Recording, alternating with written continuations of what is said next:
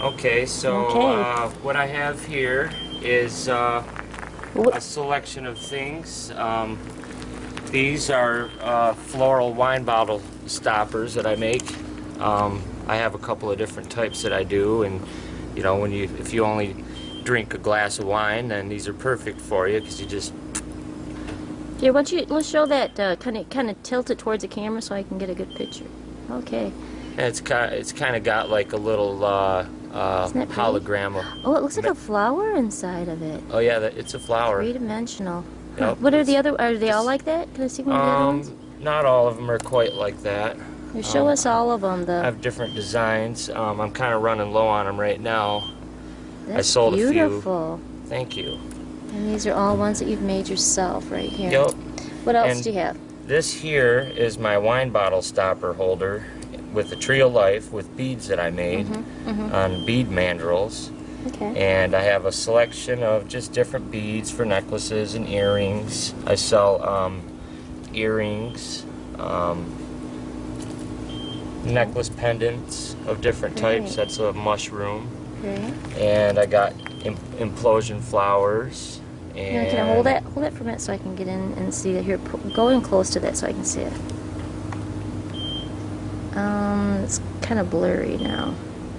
Should I go back? Yeah, you hold still and let the camera guy go in on it. Oh, okay. There we go. Now we can see it. Cool. That is so pretty. How did you learn to do this? When did you get started? How long have you been doing glass art? Off and on for about 3 years, but I've only had my own setup for about 1.5 years. I started off it was actually about 7 years ago. Good friend of mine from the Flint area, his name's Jason Almassey. He was interested in blowing glass, and he got himself a setup. And me being his best friend, we would hang out, and he would show me a few things here and there. And he ended up moving to New Mexico not too long after he got his equipment. And it was a few years later he invited me out to stay with him for a few months and to learn how to blow glass. Great. Oh, that's And wonderful. we started making glass pipes and selling them to the local head shops and stuff. Oh, you have pipes too? You haven't showed us a pipe Oh, yet. yep. I got different pipes. This pipe here, I don't know if you can really see it too well. This is one of the color changing. Oh, yeah, we can see it now. This is a color changing pipe. It'll turn blue and green. Yeah, it looks and kind of purple. like pearl, or what do you call that stone that changes color? Fire opal. Opals, there we go. That haze, that blue haze that's on, it's actually silver fume. And what you do is you get a piece of pure silver, 0.999, and you cut a little crumb of it off, heat up a glass rod and stick it to the end of the rod, and then you hold it in the flame and it vaporizes the silver and sticks to the surface of the glass. Wow. Well, you're a chemist too, huh? Glass blowing is art mixed with science mixed with juggling. So what do you start out with? You start out with sand, or? No. You buy glass tubes and rods. Oh, I see. And they also sell this stuff called frit. It's like crushed glass. Yeah, well, you'll show us all that in a minute too, won't you? Over there. Yep, Do you have any other more finished products you want to show us before we go over there? I got some jars here, just for putting whatever you want in them. And they're glass. Oh, isn't that pretty? Yep, glass jars, and I got mini glass jars, and I got other pipes. This one's a cobalt with silver fume on it. That's what the light blue color is. It's silver fume, and I also do bubblers. This is called a sidecar, and it's got a kickstand. And this is a BHO bubbler. It's for use with oil extracts. Wow. See, the hole is at the top instead of the bottom of the bowl, and you touch it with a hot glass rod, and it vaporizes it and goes up into the hole. And if the hole was on the bottom, like a normal pipe, it would all just fall through because it turns into liquid. So the BHO pipes are special. They have to have a hole on the top. So how do you use that exactly? Is it? Well, you heat up a glass rod. You put your BHO stuff in here, and then you get a torch and you heat up your glass rod, and then you touch it, to it, and once the hot rod touches it, it vaporizes into, you know, vapor. No, I mean, you're telling me how to make it, right? I mean, how do you use it? Well, yeah, that's how you use it. That's how you use it Yep, too? but yeah, that's how This you, sounds that's how you complicated. smoke it, and this is a bubbler, so you put, it's a water bubbler, so you put water in here through the whatever you would call that, the Huh. smoking thing. That is really interesting. And it pulls it and it filters it through the water, so it's a nice, cleaner. It's a milder, smoother hit. This is a BHO pipe too. See how the hole is up at the side there. Whoa, this is some complicated stuff that I don't know anything about. Well, I never knew that these existed or anybody wanted them until a guy got a hold of me from my Craigslist ad, and he asked me if he could come over and draw a picture or something. So that you could make it. How long ago was that? This was like when I first got my equipment, like last year. Oh, so this is a fairly new thing. These complicated pipes. The BHO thing, yeah, that's like the newest craze in all the medical marijuana dispensaries. Wow. Okay. Yeah.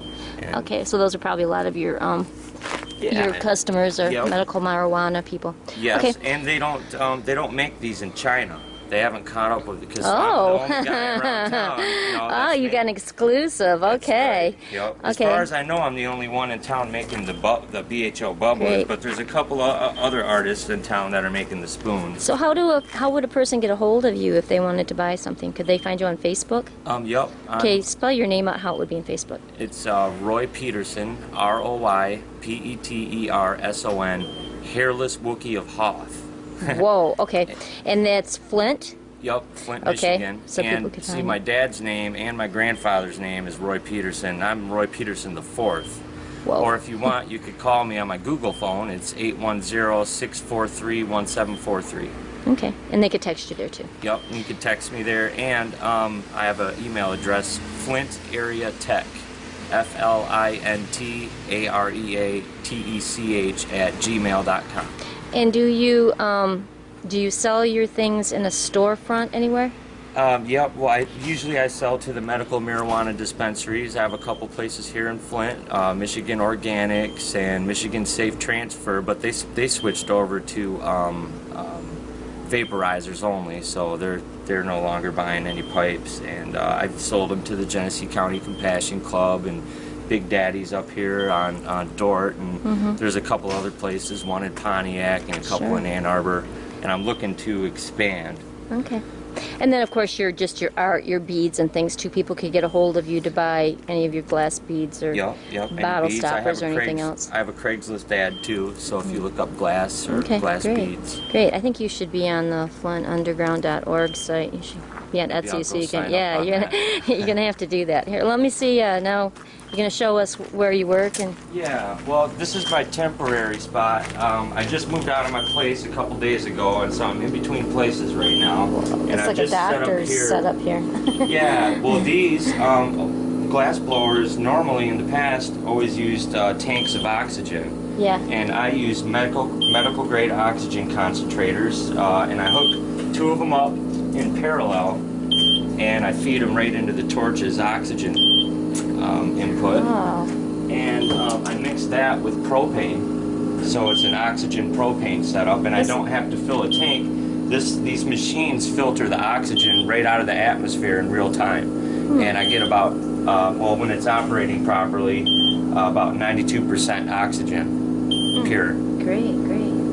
So, okay. Well, let me see. What does it look like? How do you start out? well, I start out with, depends on what I'm making. If I'm making a pipe, then I start off with a hollow tube, and I'll go grab one real quick here. What are you going to make for us? I was thinking that I would probably make you a wine bottle stopper. Okay. You want? Cool. Okay. So you have a hollow tube, and this is a point that I pulled. I heated the tube up in the middle, and I actually pulled that out. And as you pull it, it gets skinnier, and it still remains hollow, and that way I can use it as a blow tube. So when I'm blowing and shaping the piece, you know, I can use that instead of having to weld on another tube. Okay, cool. It's kind of like the quick, cheap way to do it. Okay, great. Well, let's see it. I'm anxious. And, this is a new product. This is called a waterfall bong. And what it does is it hits your bowl for you with water moving from the top chamber to the bottom chamber. This one's broken right now. A friend of mine knocked the drop stem out, and this is just a prototype. So it was a proof of concept prototype, and now that I know that the concept works, I'm going to start pumping these out too. Great. It's a bong that hits itself for you. Oh. This is some other tubing that I have. It's pre-manufactured tubing that has colors that are drawn on the inside of clear. So I can, it saves you a lot of time. That I wouldn't have to draw all these colors on the inside, and usually the yellows and the reds and the oranges boil real easy, so it's hard to get it to look good without it, without it boiling. And it's roughly the same price as if I were to buy these colors. Mm-hmm. This stuff, it runs about $60 to $70 a pound. Mm-hmm. It's expensive. Okay, so I guess we'll start making a wine bottle stopper then. Okay, then we'll just watch you start it, and then we'll come back in a few minutes. Okay. Hopefully you'll be able to get it all finished in the time it takes us to have the show.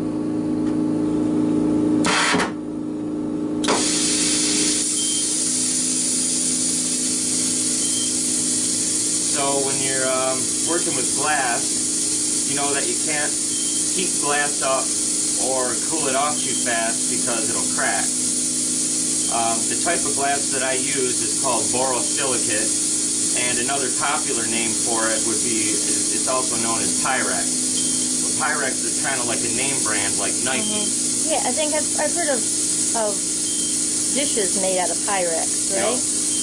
Pyrex is a name brand. It's Corning are the people that created it, and a lot of people use it now for, they use it for laboratory glass and cookware, and it's more durable, and it's more resistant to thermal shock, so it won't crack as easy when you heat it up or if you cool it down too fast. But you still, when we're working with temperatures like this and going from room temperature to whatever the temperature of this flame is, you have to start off slow at the top of the flame and kind of work your way into getting it hot, or else it'll crack on you. Now, these glasses that I'm using right now, these glasses are a special type of lens called didymium, and maybe if I could put it in front of the camera to show the viewers the difference, if you could look through that at the flame, or maybe you could hold it up to the camera there for me, and then take it away and look at the difference. Oh, it's not as bright. Yeah, it's easier to... You can see right through the yellow flame. The yellow flame is,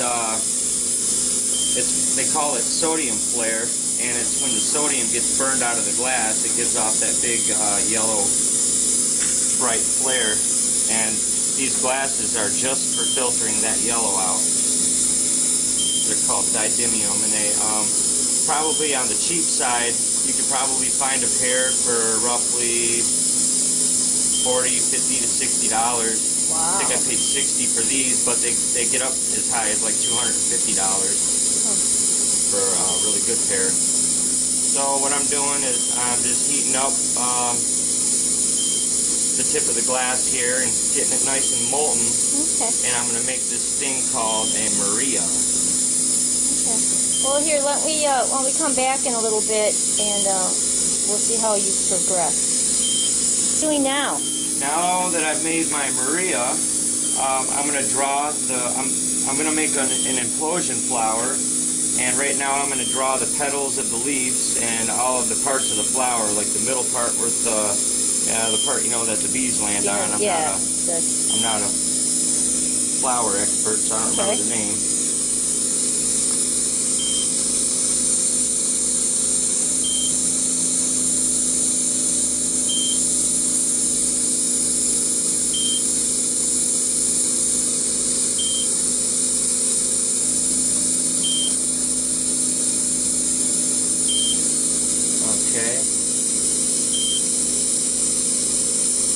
that up just a little bit there and squash it on in. And now I'm going to draw the petals of the flower. And you can use different colors if you want. You know, it's always fun to experiment with new colors.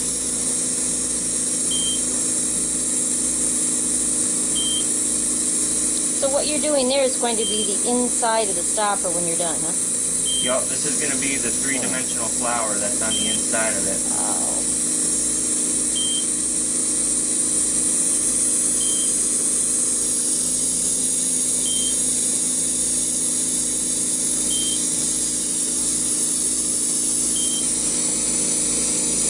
There. Let's see, what do you got there? Where you at? Oh. Doesn't look very colorful right now. It's because it's gonna dry. Oh, it will. The glass that I'm using right now has silver infused in the glass, and I'm using a really highly oxidizing flame right now, so that it will burn the silver off. Because if I have too much silver on it, like if I used a lot of propane, the silver wouldn't get burned off of it, and the flower would kind of come out looking white. But by burning the silver off of it, it'll come out with more of a true color, matching the color that I use.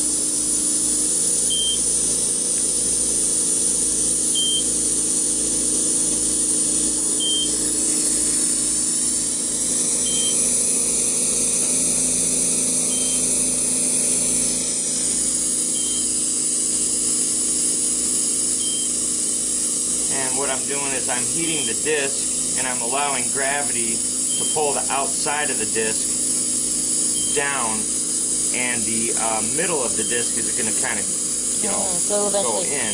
Huh. And then when I smash it out, if you look at it from the top, you'll see that now the leaves are moving outward.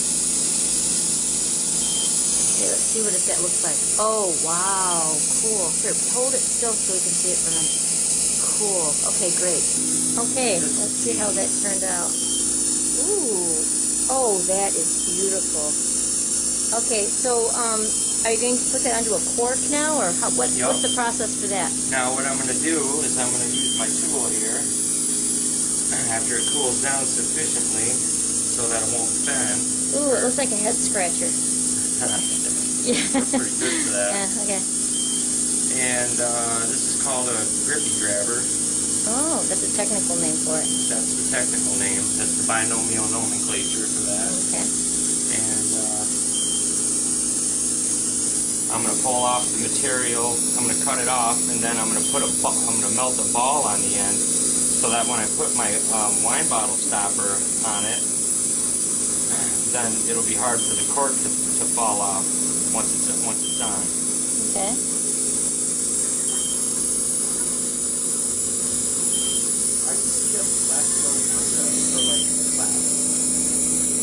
And so good. From the Art Walk video? I remember you from the Art Walk video. The May Art Walk video. You were on there. Oh, cool. Towards the end there, when they were playing the fiddle and the guitar together. Yeah, those guys were jamming down there. Yeah. Mandolin. And you gotta watch that video. It was great. so it's just a little ball that goes on the end there, just to keep the rubber stopper from falling off of it. And then it goes into kiln for a period of time, and it has to. Well, that's your kiln? Yep, this is my kiln. It fires up to 2,700 degrees, or 2,750, and the glass, in order for it to be, glass is normally, they call it an amorphous solid. That means it's non-crystalline, but there's a way to make it crystalline by heating it up to a certain temperature, holding it at that temperature, and then cooling it very, very, very, very slow. And in the process, all the molecules that make the glass line up all in the same direction and have the same orientation with each other. And it makes for the most stable arrangement for you know, strength, durability, resistance to cracking from heat. Yeah. You want it to last. Temperature change. Buy one. How much does it cost for one of those bottle stoppers? Just curious what your price range is. It depends on what colors I use and how much time went into it, how big it is, but generally anywhere from $15 to $20. Oh, well, that's not much at all, really. Pretty for all reasonable, that. you know. Okay, cool. Okay, is that it then, or are you gonna put the stopper on one? Yeah, or? well, we can put this. Okay, and now the last step, right? The very last step. And this is a different wine stopper that was made at another time. That one will have to sit in the kiln for 6, 7, 8 hours and slowly cool down. Okay. So what we do is we just get it a little wet, and then we slide it on, and presto, wine bottle stopper. Oh, yeah. Okay, let me get it close. Oh, let's see what. Oh, cool. That's wonderful. Thank you. Great. Thank you.